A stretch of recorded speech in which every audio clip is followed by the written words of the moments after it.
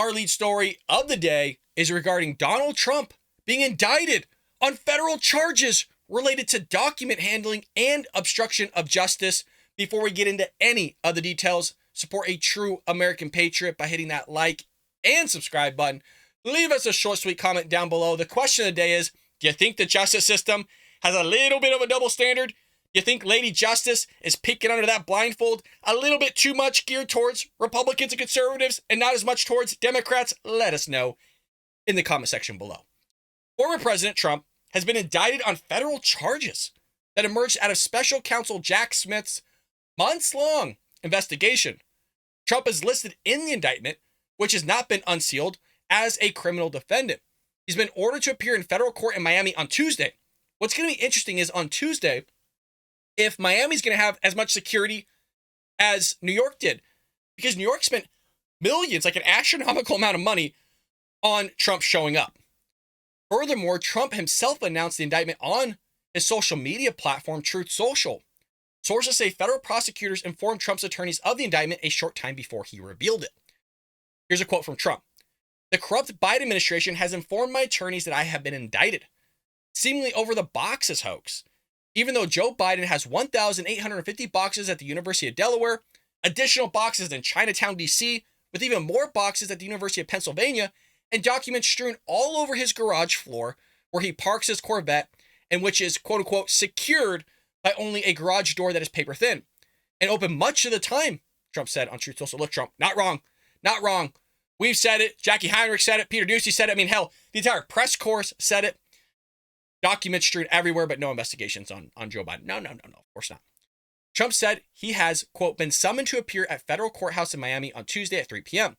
This is the second time Trump has been indicted this year. Trump pleaded not guilty, if you recall, in April, after being charged by Manhattan District Attorney Alvin Bragg on 34 felony counts of falsifying business records in the first degree. Now, there was a whole statute of limitations argument that we talked about here on the Bald Brad Show.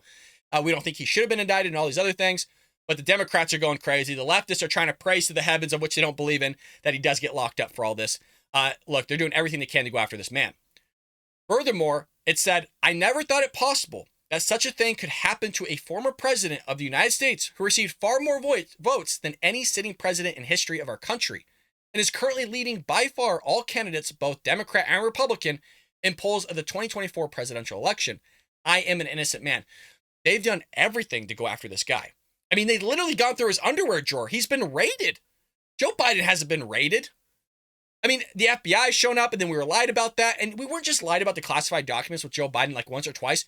We were lied to 4 times. We did a whole series on the Bald Brett Show about Karine Jean-Pierre and the Biden administration trying to throw all this under the rug as if it never happened. And when it did happen, they're like, "Oh, well, we didn't know about it." Or, "Oh, I didn't know about it." And again, the same press briefing, as she knew about it that morning, she still lied to the press and told them that she didn't know about it. I mean, it's insane. It's insane, but they're going to go after this man. I mean, it's so astonishing that the amount of stuff, and we'll get to that in our second segment, about Joe Biden, the whistleblower with that whole thing. Well, folks, wait till we get into that story, because it's going to piss you off that Donald Trump's being indicted on these federal charges and nothing's happening to Joe Biden. It's astonishing. I mean, Hillary Clinton walked away with a server in her bathroom and going, "I didn't know I couldn't have material in a server in my bathroom." Who the hell has a server in their bathroom? And then you just bleep bitch the whole thing and scrub it? "Oh, I didn't know." And no charges. It's astonishing. We all see it. We all see the double standard here. Furthermore, Trump added, "This is indeed a dark day for the United States of America. We are in a country in serious and rapid decline." I do agree with that. "But together we will make America great again." It's amazing, you guys. I was trying to think through this too when he said he was going to run again. So remember, he was running with "Make America Great Again." That was his original slogan. I voted for Trump multiple times. I will vote for him again. I'm thinking to go, okay, well, he's already made America great again. America's pretty darn great. And then I'm like, how's this guy going to formulate this whole "Make America Great Again"? That was going to be the next slogan. But then you get Joe Biden, Democrats in office, and they destroy this country. I mean, it's going just downhill rapidly, as Trump just said. And so it's like, he's just going to run with the same slogan again. It totally makes sense. Just "Make America Great Again," because the Democrats destroyed it all. And now we're in a banana republic going after politicians that are candidates now. Like the leading candidate, the guy that's most likely to go up against Joe Biden, is sitting there with all these indictments. And you got, like, if you go look on TikTok and Instagram, all these Democrats like, "Oh, Joe Biden's a criminal." Not Joe Biden, rather. I mean, he is a criminal. But they're saying Donald Trump's a criminal. That's what they're doing. "Oh, he needs to be locked up. Lock him up." It's amazing. It's like this doesn't work. And for those on audio, I'm pointing the head. The Justice Department has been investigating the matter after the FBI conducted an unprecedented raid on his private residence in August 2022, where they literally went through Melania's clothing drawer. They were going all through the house, all through the residence. NARA told Congress in February 2022 that Trump took 15 boxes of presidential records to his personal residence in Florida, which, again, folks, let's be clear, he shouldn't have done that. If we're going to have linear logic, he shouldn't have done it. NARA recovered the 15 boxes from Mar-a-Lago and, quote, identified items marked as classified national security information within the boxes. The matter was referred to the Justice Department by NARA. Again, shouldn't have done it. Trump was working with them. He should have handed them over. But, Trump has to make everything difficult. That's just what the man does in certain scenarios. And so now we're in this whole bleep storm. Those boxes allegedly contained classified national security information and official correspondence between Trump and foreign heads of state. Classified material that was reportedly confiscated by the FBI during the FBI's raids in August included a letter to Trump from former President Barack Obama, a letter from Kim Jong-un, a birthday dinner menu, and a cocktail napkin. Oh my God, Oh, indictments, folks. He had the most serious of stuff on this stuff. He had a freaking napkin. He had a letter. I mean, they're acting like there's nuclear codes on all this stuff. You're acting like there's nuclear codes. Look at what Joe Biden does with the 1,850 boxes, folks. 50 boxes. But they're going to come after Trump, the leading candidate of the Republican Party. Trump last year said the National Archives did not, quote, find the documents, but they were given upon request. Sources close to the former president said he had been cooperating and there was no need for the raid. That's a lot of what we heard as well. The affidavit said the FBI's investigation had been establishing the documents bearing classification marks, which appeared to contain national defense information, and those were among the materials contained in the 15 boxes. A preliminary triage of the documents with classified markings revealed the following approximate numbers. So here we go, folks. 184 unique documents bearing classified markings, including 67 documents marked as confidential, 92 documents marked as secret, and 25 documents marked as top secret, the affidavit said. Some of these stuff, I guess, supposedly, you can only view in a SCIF. That's what they say. The FBI said it had probable cause to believe that additional records containing classified information, including national defense information, would be found on the premises of Mar-a-Lago beyond what had been previously turned over to NARA, according to the unsealed and heavy redacted affidavit used to justify the raid in the first place. Not a good look to raid.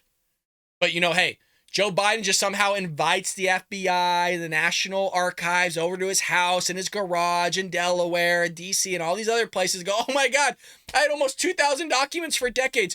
Trump was president for 4 years. Joe Biden's been in government for ever, decades. And he's been having these documents for decades, just everywhere, strewn out in his garage. I mean, Peter Doocy questioned him. He goes, what were you thinking? He's like, oh, my garage is like the safest place ever. Oh, sure it is, Joe. Sure it is. According to the property receipt from the August 8th, 2022 FBI raid, FBI agents took approximately 20 boxes of items from the premises, including one set of documents marked as various classified SCI documents. I don't know what the hell any of that means. Top secret, I guess. Which refers to top secret, sensitive, compartmented information. Records covered by the government classification level could potentially include human intelligence and information, blah, blah, blah, blah, blah. Look, it's one thing to go after a president. This is unprecedented, by the way. That's never been done. But it's so obvious to everybody that you're continually going after him, but you're not going after any of the Democrats that have been corrupted for a long, long time. Look at Nancy Pelosi just somehow is making all this money off the stock market, buying strategically as if she doesn't have insider trading. Really? You're not even going to look under the hood on that at all? And it's not just her. There's a lot of politicians that do that. No investigations on that. No, oh God, this is awkward. I get once or twice, but the fact that it's happened for decades with Nancy Pelosi and nobody questions it, or when you do, you're just like a conspiracy theorist. Trump freaking makes a phone call with Zelensky. Oh, investigation. The FBI pays an informant. The Democrat Party, in conjunction with Hillary Clinton and others, pay an informant to make and fabricate an entire story about a Russian hoax. Entire investigation, spending millions of dollars with the Mueller investigation, and then more money with the Durham investigation that basically unlocked all this information for us that we've known about for literally ever. Dan Bongino wrote an entire book on it. Hillary Clinton, again, with the bleach bit and the server, nothing. You got the Benghazi with Trey Gowdy as the chairman of the Oversight Committee. I think it was even the Intelligence or whatever.